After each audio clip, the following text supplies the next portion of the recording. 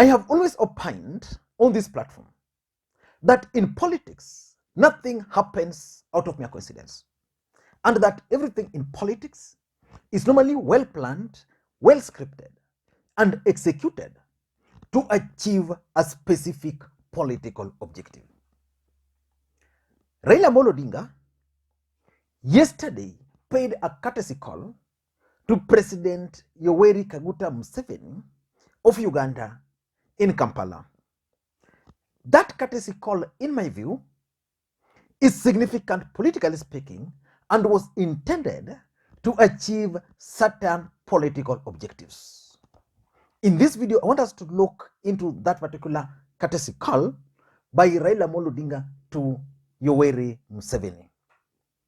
Before we do that, in case you're watching the channel for the first time, please do one thing. Click that subscribe button now. I know there are so many people who are also getting notified and are watching the videos but are not yet subscribed. Please subscribe so that anytime we produce a video like this, YouTube will notify you. And to the subscribers, I want to continue. Thank you guys for your continued support. And the best way you can support this channel is by just giving this video a thumbs up. And you can also drop your comments. And for those who can share, you can also share. Now, Raila Odinga yesterday paid a courtesy call to Yoweri Museveni. He was actually on his way from South Sudan, where he had launched, or they had launched a bridge in his capacity as the Africa Union High Representative for Infrastructure. Now, let us just go to Yoweri Museveni's Facebook page, Twitter. This is what Museveni posted. I received Right Honorable Raila Odinga, who paid me a courtesy call at State House Entebbe this evening. We discussed a wide range of issues concerning our two countries. I welcome him. You know, Raila Odinga is not a government official, but they discussed a wide range of issues concerning two countries. Now, let's get to Raila Odinga, what Raila Odinga updated about this particular visit. Raila Odinga is saying, we walked down memory lane to discuss the shared history of our countries aimed at forging stronger ties moving into the future. I want you to listen to get that. They walked down the memory lane to discuss the shared history of our countries aimed at forging stronger ties moving into the future. That formed the core of a pleasant discussion with President Yoweri Museveni at State House in Entebbe, Uganda. And you can see the photos here. They are walking together there. You can see Museveni and Raila sitting. One thing which caught my attention is the distance. Is it social distancing, or these guys don't trust each other? Maybe. But let us not get into those. Why is this trip by Raila Odinga to Uganda significant? We all know that William Ruto is or was a very close ally of Yoweri Museveni. And we also know that William Ruto's last attempt to visit Uganda was thwarted by President Uhuru Kenyatta. He had to be blocked from leaving the country. And in my view, that was a serious encounter, because William Ruto is the Deputy President of the Republic of Kenya. Museveni is the President of Uganda. Ruto was going to meet him, and then he was blocked. But what is the role of Museveni in terms of Kenyan politics? If you talk to any of Raila Odinga supporter, they'll tell you that they believe very strongly that in 2007, Museveni aided Mwai Kibaki, especially the army.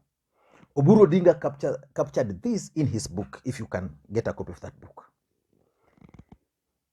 In 2013 and 2017, Raila Odinga supporters also believe that Museveni interfered with the Kenyan election.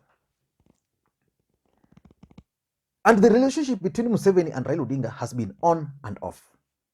In fact, in 2012, Most people believed that Museveni was finally going to support Raila Odinga. And Raila Odinga even hosted Museveni in Kisumu. That never happened.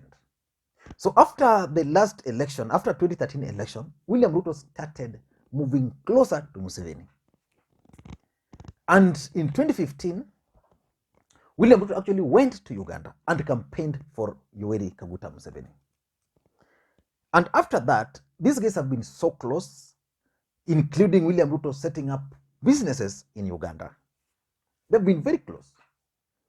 And in 2019, they even went further, and William Ruto, together with Museveni, launched what they were calling William Ruto Institute of African Studies in Makerere University.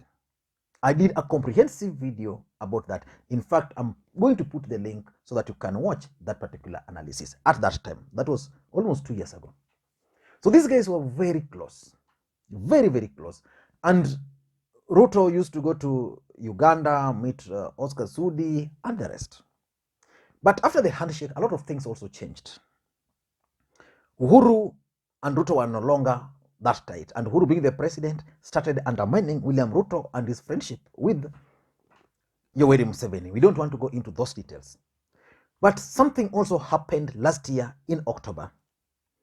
And this can informed why Raila Odinga went to Uganda. Museveni's son and Uhuru Kenyatta shared good time in Naivasha. That encounter just happened a few months after Ruto had been blocked from going to Uganda. But what was the objective of Raila Odinga's visit to Uganda? In my view, Raila Odinga's visit to Uganda had 5 main objectives. Number one, I think Uhuru Kenyatta has been trying to reconcile Raila Odinga and Yoweri Kaguta Museveni. And that can explain why Uhuru Kenyatta hosted Museveni's son. You know, politics, I've always said here, has two constant: interest and betrayal. So Uhuru Kenyatta and Museveni's son meeting, and you also know that Museveni's son, Muhoozi, is nursing presidential ambitions. Which means in that meeting between the two gentlemen, probably they discussed how Muhoozi can actually become the president of Uganda post Yoweri Museveni. And that's how Uhuru baited Museveni, and Museveni is now listening to Uhuru Kenyatta. So I tend to think that the efforts by Uhuru Kenyatta are bearing fruits. And that's why Raila Odinga went to Kampala to meet Museveni. And of course, a meeting between Museveni and Raila Odinga, they have to discuss the past history of Africa, where they've come from, where they're headed to, because these are gentlemen in struggle. So I tend to think that this meeting was actually brokered by none other than President Uhuru Kenyatta. That's number one. Nipige makofi. Number two, I also tend to think that Raila Odinga is actually consolidating his international support network or base. There is no way you can become the president of a country, especially of Kenya, without international support. And that's why I was wondering why Ruto picked on Rigathi Gachagua. Because Ruto doesn't have international networks, connections. Rigathi Gachagua doesn't have. So in my view, I tend to think that Raila Odinga has started consolidating his international support base, so that where there were issues, he's trying to fix. And he was from which country? Raila Odinga was from South Sudan, where they launched a project, met with the South Sudan president, and you saw that photo of that gentleman receiving Raila Odinga with with placards in Job, I think so. So the truth of the matter is that Raila Odinga is actually consolidating his support base. And we will see Raila Odinga moving to several countries. The other day, Raila Odinga was in India. We saw him with the Indian president. Raila Odinga has been in DRC. We've seen him with the DRC president. You know, Raila Odinga has been to Uganda, to Tanzania. He's been making trips. He was in UK, again in America. So I tend to think that Raila Odinga is just consolidating the support base. Number three, which is also a possibility, is that Raila Odinga has actually embarked on fundraising for his campaigns. You know, politics is about interest. If you go to Sudan today, Raila Odinga has friends there. These friends would want to be part and parcel of his campaigns. Probably he went there, discussed with them after the official events, which was the launching of that bridge. Then he discussed with them his bid, what he needs, and whether they are available to support him. Again, he went to Uganda. Apart from this meeting with Museveni, you don't know how many phone calls Museveni made after that meeting. You also don't know how many people Raila Odinga met off the camera after that particular meeting. So the truth of the matter is that at this stage of campaigns, these aspirants, presidential aspirants, or even MC aspirants, they require money. And some of the monies will also come from the big people. And number four, I tend to think that it could also be just that Raila Odinga wants to leave a legacy as a high representative for infrastructure. He has projects running in DRC. There's a project, I think, running in in Ethiopia. I think Raila Odinga has another project running in South Sudan, the one he launched, and several others. But in Uganda, I don't think there is any. So probably he went and shared his vision for Africa with Yoweri Kaguta Museveni in Uganda. And lastly, I also tend to think that this meeting was all about countering William Ruto's efforts with Museveni. You see, William Ruto had become so close to Museveni or with Museveni, and you know what transpired, what has transpired between the two. I don't know whether Museveni is happy or angry with Ruto, but you can't tell me that Raila Odinga can go to Museveni and discuss good things about Ruto. I also don't think that Museveni can easily allow Raila Odinga at this hour in his state house when his friend Ruto is running. So probably there's something which transpired between Museveni and Ruto, and Raila Odinga has now taken advantage of that, meeting with Museveni, so that, you know, just for the purposes of 2022 general election. I don't know what you think, but for me, that's my take.